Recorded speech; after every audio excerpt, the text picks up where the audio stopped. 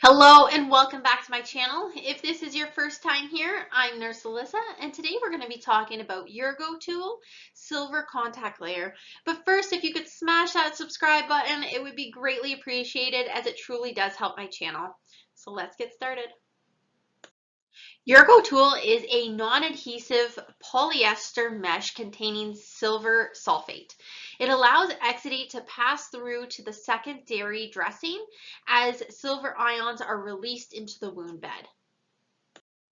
So indications for use. So this product is for fragile wounds with low to moderate amount of exudate showing signs and symptoms of infection. So using your nerds and stonies, ensuring that there is infection, because if we don't have infection, we don't want to be using antimicrobials. There's other contact layers without antimicrobials. Antimicrobials, they're great when you have an infection, but it can delay wound healing if we don't have an infection. So we want to make sure that we are doing that. If you're unsure about infection and nerds and stonies, I have a link below that goes over that. It's a nerds and stonies video. So this dressing, it does prevent wound trauma by decreasing adherence of the cover dressing. It can be used as an interface for negative pressure wound therapy, and it can also be used as an interface between a new skin graft and a cover dressing. For precautions, the manufacturer has none listed. For contraindications, do not use for clients who are allergic to ionic silver. Don't put anytime like any silver products should not come in contact with electrodes or conductive gels. And if a patient is undergoing an MRI examination or radiotherapy, we want to make sure that we don't have silver on them during the procedure and we can replace it afterwards.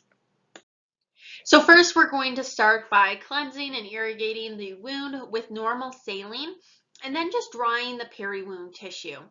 You're then going to choose a size that covers the entire wound.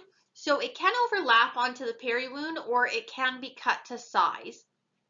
And when cutting the dressing, just ensure that the protective backings are in place.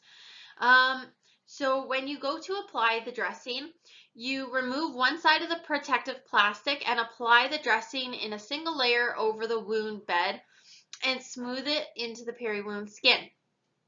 And then you just remove the remaining plastic covering. And then for wounds with depth, the dressing may be applied into the cavity, and then you just apply an appropriate cover dressing to maintain a moisture balanced wound. So to remove this dressing, you're just going to use forceps and gently remove the dressing from the wound. Frequency of dressing change. The cover dressing change will depend on the amount of exudate. So initially change the contact layer every 1 to 3 days depending on the condition of the wound. And you may progress to leaving the contact layer for up to 7 days. But at first do it every 1 to 3 days just depending on the condition. Now, the expected outcome is that the contact layer does not adhere to the wound bed and signs and symptoms of local infection are resolved within 2 weeks. And I did add the different formats and sizes of the sheet here. So that's all I have for this video. I hope you did find it helpful for your practice. And if you haven't done so already, if you could please hit that subscribe button, it would be greatly appreciated. And I will catch you all in my next video. See you guys.